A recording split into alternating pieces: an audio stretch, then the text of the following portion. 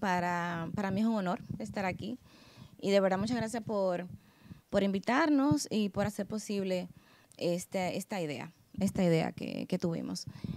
Realmente vamos a hacer un pequeño recordatorio, revisión de las cosas que necesitamos saber básicas sobre lo que es gamapatía monoclonal, mieloma, Smolder, y que es lo primero que nosotros vemos cuando estamos evaluando a nuestro paciente en consulta o cuando le hacemos una analítica de manera fortuita. Entonces, nuestro tema a abordar hoy es de gamapatía monoclonal de significado incierto a Smolder y mieloma, a mieloma múltiple ya sintomático. Estos son mis conflictos de intereses y esa es una pequeña agenda de lo que vamos a hablar hoy, sobre el desarrollo multipaso de gamapatías monoclonales, un poquito de la epidemiología, conceptos básicos, evaluación, diagnóstico, estratificación de riesgos, consideraciones de interés de método diagnóstico, porque aunque parezca ser algo muy básico como del ABC de la universidad, pero creo que es aquí donde nosotros tenemos que trabajar un poquito más qué necesitamos indicar, qué esperamos recibir para poder tener una idea de cuál es el diagnóstico probable en gamapatías monoclonales y otros desórdenes de interés asociados a gamapatías monoclonales. Vamos a ver un poquito de la historia breve. Esto comienza, el mieloma múltiple, su historia comienza en el 1848, cuando Samuel Solid describe 2 pacientes donde encontró el componente monoclonal en orina. De ahí en adelante la historia fue avanzando, el mieloma fue recibiendo varios nombres y hasta el 1894, donde en Estados Unidos que describen el primer caso de mieloma múltiple donde se identifican lesiones óseas y la proteína monoclonal en orina. Esto más bien, todas las patologías que están dentro de lo que son las discrasias de la plasmática, ahí vemos el gamapatía monoclonal de significado incierto, el mieloma múltiple asintomático o Smolder y mieloma, el plasmocitoma óseo, que puede ser solitario óseo, puede ser extramedular, síndrome de Poems, que es muy importante para nosotros, otras patologías que hacen gamapatías o discrasia plasmática, pero que no son clonales, como son la crioaglutinina tipo 1-2 y la enfermedad de cadenas livianas, que algunas son y no son de manera clonal. Siendo esta, en la gamapatía monoclonal de significado indeterminado, el 57.5% de nuestros pacientes. ¿Por qué vamos a comenzar con gamapatía monoclonal de significado incierto? Porque a ustedes los neurólogos le llegan muchos pacientes con mucha neuropatía, con mucho daño de paresia, trastorno de la marcha y con datos de polineuropatía. Y muchas veces puede ser una gamapatía monoclonal de significado incierto, pero de origen neurológico. Así que comenzamos con esto, hablando un poco de la prevalencia. El 5% de las personas normales con más de 50 años van a tener una gamapatía monoclonal y el 7.5% de aquellos mayores de 85 años van a tener una gamapatía monoclonal de significado incierto.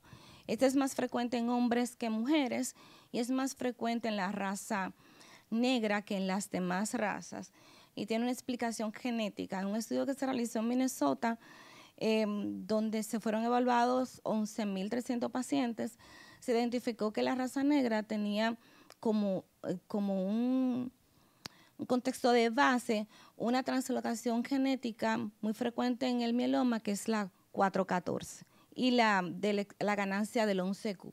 Entonces, como de por sí tiene la mayor población que tiene esa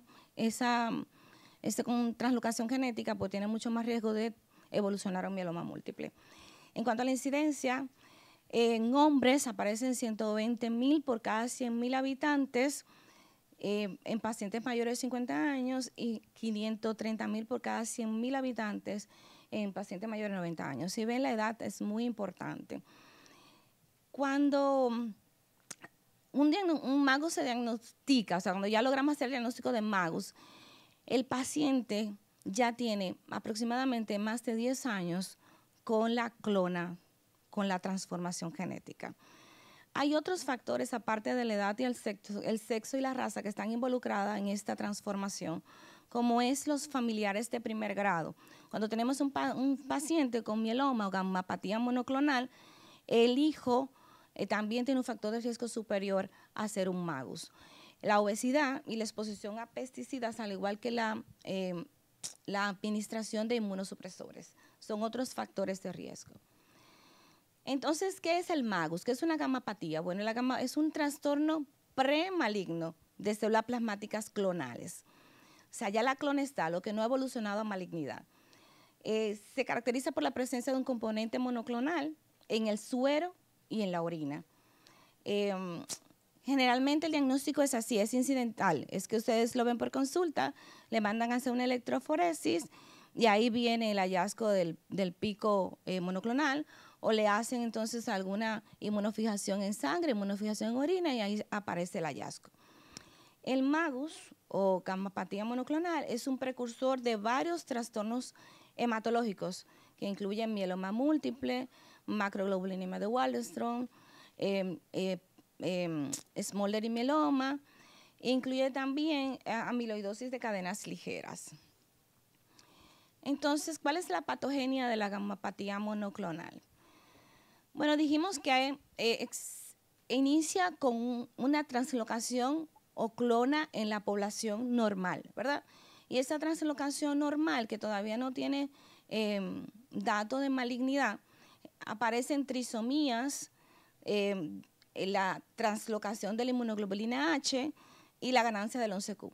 Ya posteriormente, esas mutaciones que ya están ahí reciben factores externos y van cambiando y se van agregando mutaciones nuevas o mutaciones secundarias, como son la delección del 17P, la del 414, y eso hace que esa célula ya cambiada se transforme a una lesión maligna. Y es cuando aparece el Smolder y mieloma, y finalmente con una translocación nuevamente con otros factores de riesgo secundaria, pues aparece el mieloma múltiple. Esas mutaciones genéticas que va cambiando hace que ese mieloma múltiple cada vez se haga mucho más refractario, mucho más resistente al tratamiento y mucho más agresivo. Entonces, aquí vemos un poco de lo que va pasando con la célula en cada una de las etapas. Solamente aquí vamos a comentar un poco de lo que aparece lo que caracteriza a la gammapatía monoclonal de significado incierto. Se caracteriza por tener un pico monoclonal menor de 3 gramos por decilitro, proteínas plasmáticas en médula menor de 10% y no tiene criterios CRAB. Luego vamos a explicar en qué consisten los criterios CRAB, que entiendo que ustedes ya lo han escuchado. Entonces, magus generalmente asintomático, normalmente no sentimos nada, es un hallazgo casual. Pero también pueden haber gammapatías monoclonales con síntomas, como son la de significado neurológico, la de significado renal y la de cadenas livianas. Entonces, la gammapatía de significado neurológico o la neuropatía asociada a gammapatía aparece del 3 al 5% de los pacientes con gammapatía tienen algún tipo de neutropenia periférica, de neuropatía periférica, pero de esos que tienen neuropatía, aproximadamente el 3 al 5% tiene un componente M monoclonal. La neuropatía asociada al magus generalmente está asociada al componente IgM. Entonces, esto que está aquí, este cuadrito, es una publicación del 2023 que hace la NCCN, que es la Guía Americana de Oncohematología, donde especifica qué debemos hacerle a nuestros pacientes cuando tenemos sospecha de una gammapatía monoclonal de significado neurológico. Entonces, aquí tenemos que hacerle vitamina B12, panel autoinmune, hacer la evaluación tiroidea, pero también hay que hacer lo más importante, nuestra electroforesis de proteína, nuestro componente monoclonal y el tema de las cadenas ligeras. Hay que identificar pruebas virales que descarten la causa de la neuropatía. Otras causas que estén relacionadas a la neuropatía, no la tengo, esta exclusión, entonces buscar el componente monoclonal y ahí tenemos la gammapatía monoclonal de significado neurológico. ¿Qué pasa con eso? Muchas veces pensamos que no lleva tratamiento porque es una lesión premaligna. Pero si la gammapatía monoclonal de significado neurológico está muy sintomática, sí lleva manejo. Y lleva el manejo de, que se le aplica a los pacientes que tienen una macroglobulinemia de Waldenström, según la guía. Esto lo vamos a hablar un poco más adelante. Entonces, también están las gammapatías monoclonales de significado renal, donde los depósitos de componente M al intentar salir a través del renal, se depositan en el mesangio y en los capilares renales, provocando una glomerulonefritis membranoproliferativa o en sí una gammapatía monoclonal de significado renal por depósito de inmunoglobulinas monoclonales. También esto que antes se consideraba que no se manejaba porque era benigno, también dependiendo de las características clínicas, la cantidad del componente monoclonal y el daño renal también lleva manejo. Según la guía de la NCCN nos dice que tenemos que pedirle, que lo vamos a discutir más adelante, y al igual que el manejo para estos pacientes. Hay otras condiciones clínicas asociadas a la gammapatía monoclonal que podemos ver. Enfermedades dermatológicas múltiples, líquen, granuloma, edema esclerótico, muchísimas cosas, esclerodermia, todo lo que es enfermedad autoinmune puede tener algún componente de gammapatía monoclonal asociado. Estos pacientes que tienen gammapatía monoclonal tienen mayor riesgo de fracturas y de presentar trombosis. Entonces, si seguimos viendo, vemos que no es tan benigna como parecía, ¿verdad? Porque puede tener muchas características clínicas que tenemos que tener en cuenta. Porque al final tiene factores o pronósticos que tenemos que tener en cuenta para poder definir qué paciente le prestamos atención. ¿Por qué es importante hablar de gammapatía monoclonal de significado incierto? Porque es el inicio del mieloma y dependiendo de los factores de riesgo que tenga, pues evolucionará a mieloma más rápido que el otro. Entonces aquí vemos un poco lo que es el pronóstico en el MAGUS. Se asocia con alto riesgo durante toda la vida de progresar a mieloma múltiple. El 11% de los pacientes lo hacen en los próximos 25 años después del diagnóstico.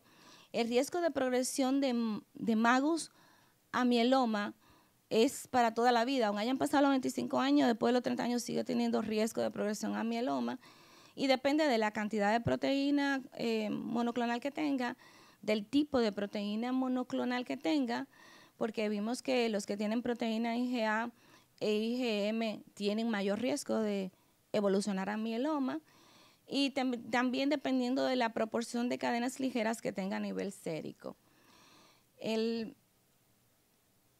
La gammapatía monoclonal corresponde el 5 al 9%. Si nosotros tenemos, cuando hacemos nuestra médula, ustedes hacen su biopsia local, si esa lesión tiene de 5 a 9% de células plasmáticas clonales, pues tendrá un menor riesgo tendrá un mayor riesgo que si tiene menos de 5% de células plasmáticas clonales.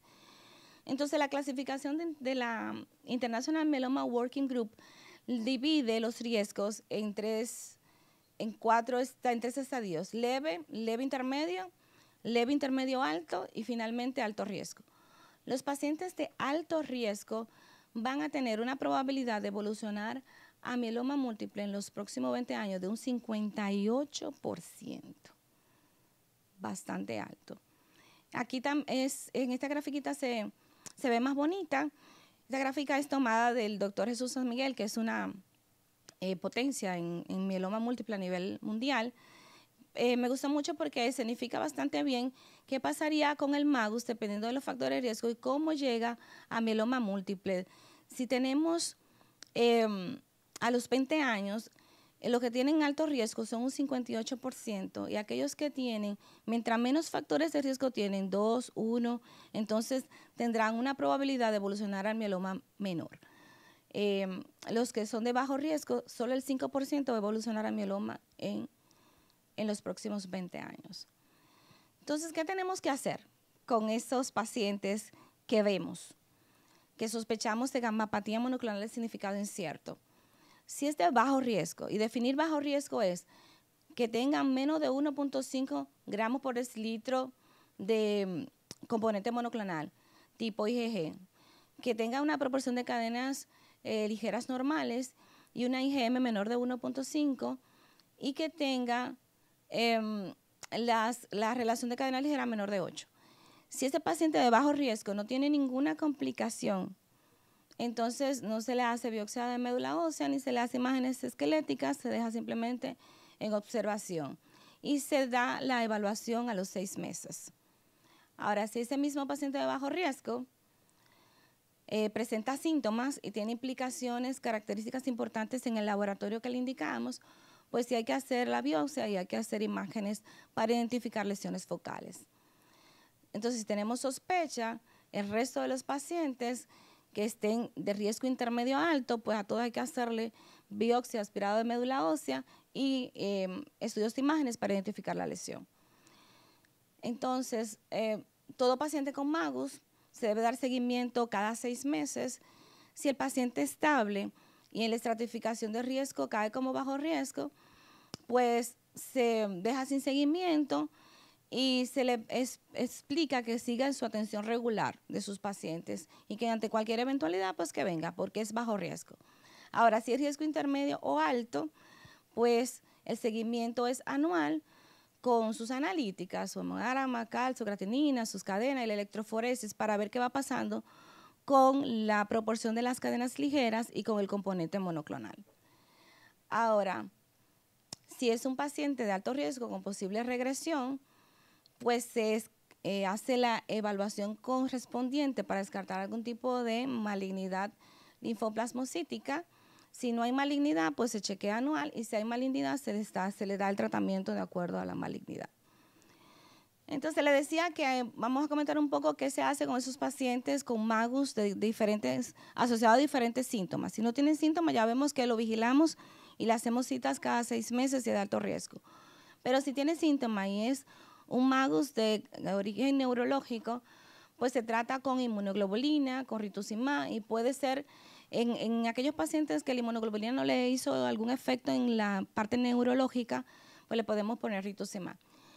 Y si es no IgM, pues entonces se debe tratar como una polineuropatía desmielinizante inflamatoria crónica en el que lo que usamos es plasmaféresis, inmunoglobulina y esteroide. En caso de las glomérulos, hay que hacerlo. Entonces, ¿cuáles son? Esto es importante porque lo he estado hablando mucho, pero no he dicho cuáles son los datos de enfermedad definitoria o datos de que de verdad tengo un mieloma múltiple, los llamados criterios CRAP. Entonces, el más importante como enfermedad definitoria es que si tenemos célula plasmática mayor o igual a 10% en médula ósea o en una biopsia diagnóstica de plasmocitoma, que es lo que ustedes nos hacen, una biopsia local. Si esa biopsia local de la lesión que ustedes toman trae más de 10% de célula plasmática, entonces es un criterio mayor. Ahora, uno más de los criterios menores es daño a órgano atribuible a los síntomas CRAP, que es hipercalcemia, insuficiencia renal, anemia, lesiones óseas, una o más lesiones osteolíticas mayor de 5 milímetros por cualquiera de los estudios de imágenes que hacemos, o uno más de estos marcadores en ausencia de los síntomas CRAP, que son los criterios SLIM, también son criterios de diagnóstico de mieloma. Células plasmáticas clonales mayor de 60% y las cadenas ligeras en suero alterada, con una presencia de una lesión focal mayor de 5 milímetros por resonancia. Entonces le decía que es importante hacer la albúmina, la beta 2 y esas cosas, ¿verdad? Pues es importante porque nos sirve para estadiaje y poder determinar nuestro riesgo. Recuerden que el riesgo, la estadificación de riesgo me va a decir el manejo que le voy a dar y me va a decir qué tan malo es el mieloma que estoy tratando, qué posibilidad tiene de progresar, qué posibilidad tiene de hacerse refractario. Entonces, hay la primera clasificación de riesgo es el ISS, que la publicó la International Myeloma Working Group, donde la dividió en 3 grupos, 1, 2 y 3, considerando el estadio 3, aquel que tenía beta 2 microglobulina mayor de 5.5 y aquel que tenía una albúmina también baja. Luego Palumbo lo revisó y a esa característica de estratificación de riesgo, entonces le agregó la parte de la citogenética, considerando un mieloma múltiplo de alto riesgo, aquel que tenga una beta-2 microglobulina mayor de 5.5 con translocación citogenética de alto riesgo y una LDH elevada. Esto es otra revisión que se hizo, la he revisado 2, donde se toman los parámetros antes descritos, se hacen una sumatoria y dependiendo del valor total, pues se clasifican en 4 estadios. El 1, el 2, el 3 y el 4, considerando el 4 una mayor probabilidad de progresión a muerte. Entonces, esta parte que está aquí, la vamos a pasar un poquito rápido, pero no quise dejar de ponerla para que entendiéramos un poco de qué nos sirven las analíticas normales que podemos indicar y que nos la cubre el seguro y que son sumamente importantes para poder identificar estos pacientes en etapa temprana, que es el proteinograma o la electroforesis de proteína. Esa electroforesis de proteína nos permite detectar gamopatías monoclonales, nos permite dar seguimiento de MAGUS, ¿verdad? Nos permite dar seguimiento de smoldering mieloma o un mieloma latente y nos permite cuantificar nuestro componente monoclonal. Es una electroforesis como nos las manda referencia con nuestro Picasso, como nosotros decimos, los cachitos del diablo. Cuando vemos eso, ya ustedes saben que hay problemas serios. Porque tiene una elevación de la fracción gamma en forma de pico y ese pico es el componente M. La electroforesis de hemoglobina nos lo mide y nos pone el valor del componente M arriba. Esta es una electroforesis en orina. La electroforesis en orina siempre debemos chequear, ¿verdad? Orina y sangre, suero. El 15 al 20% de los melomas solo producen proteína de Bench-Jones. Eso es algo que quise ponerlo. Porque a veces le hacemos proteína de Bench-Jones, viene negativa y ya creemos que el hombre se salvó o la mujer se salvó. Puede tener proteína de Bench-Jones negativa y puede tener un mieloma, una gamapatía, un MAGUS ahí, porque el 15 al 20% viene negativo. Para detectar proteína de Bench-Jones se recomienda orina 24 horas, que eso es otra cosa. A veces le mandamos proteína de Bench-Jones, una orina, una muestra, no va a salir. Y no se recomienda cuantificar cadenas ligeras en orina. Ahórrenle ese dinero a los pacientes, hágansela en sangre, a menos que el paciente tenga una alta sospecha de amiloidosis renal. Entonces, esta es la inmunofijación, que es donde sí nos van a decir si esa proteína es clonal o no.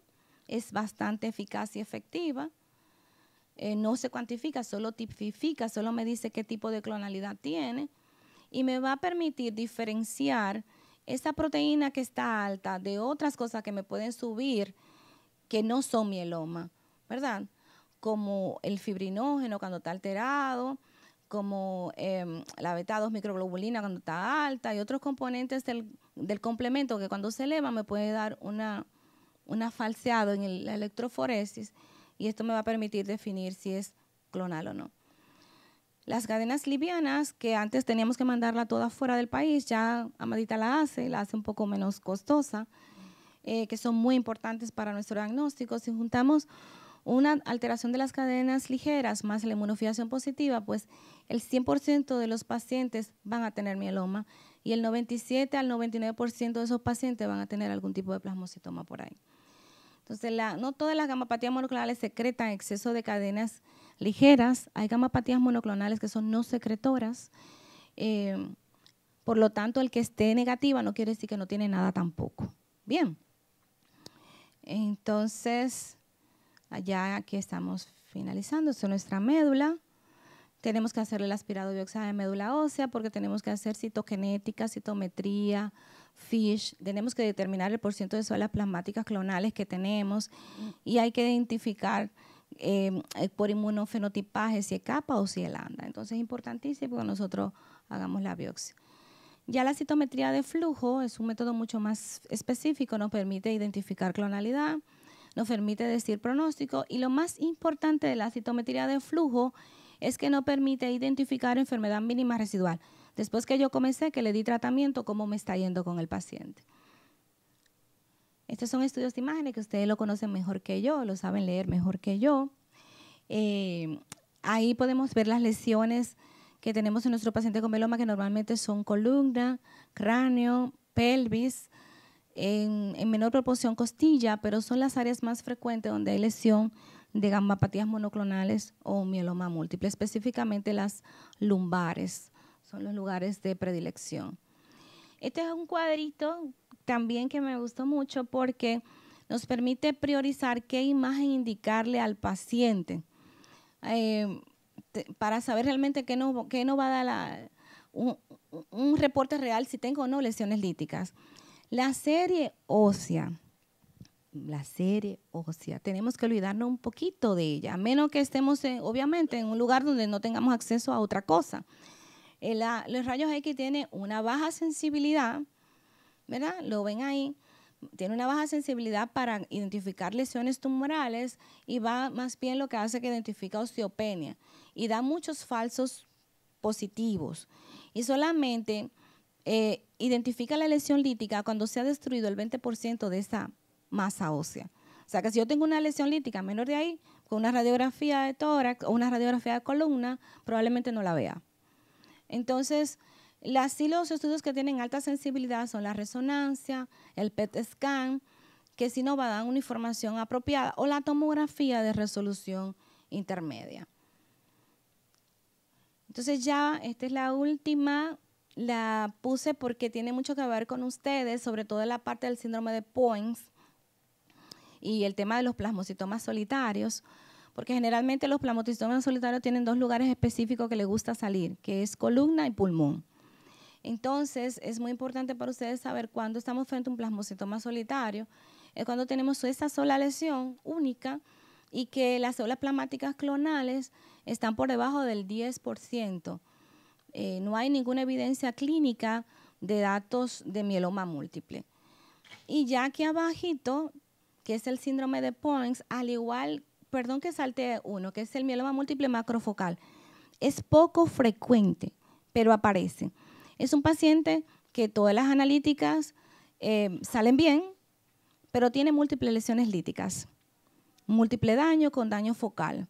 Entonces, ese paciente, si tiene cadenas ligeras elevadas en sangre, es muy importante considerar el diagnóstico de mieloma múltiple multifocal. Hay que hacerle la médula y ver si tiene más de 20% de célula plasmática en médula.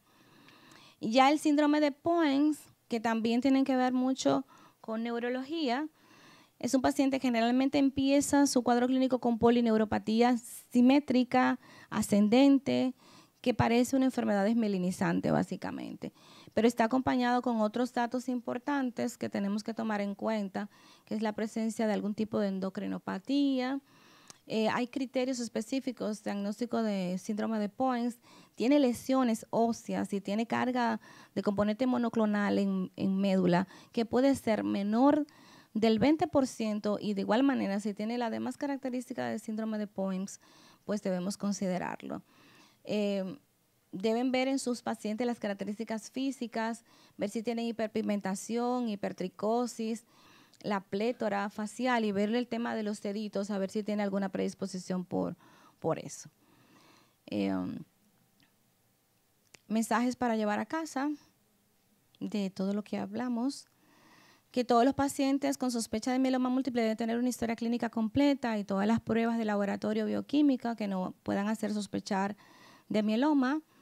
Sin excepción, debemos hacerle estudios de proteínas para proteína, inmunofijación, dosaje de inmunoglobulinas y, si es posible, económicamente, pues hacer las cadenas ligeras, pedir dosaje de beta-2 microglobulina. El estudio de médula ósea es importantísimo, ya lo vimos, para hacer todas las pruebas complementarias, los estudios de imágenes y evaluar todos los biomarcadores para realizar un tratamiento adecuado. El manejo del mieloma múltiple es un manejo multidisciplinario, que en definitiva el objetivo principal de todo lo que estamos haciendo día a día es poder hacer un diagnóstico oportuno en nuestros pacientes para poder decir en algún momento que le ganamos la batalla al mieloma múltiple. Muchas gracias.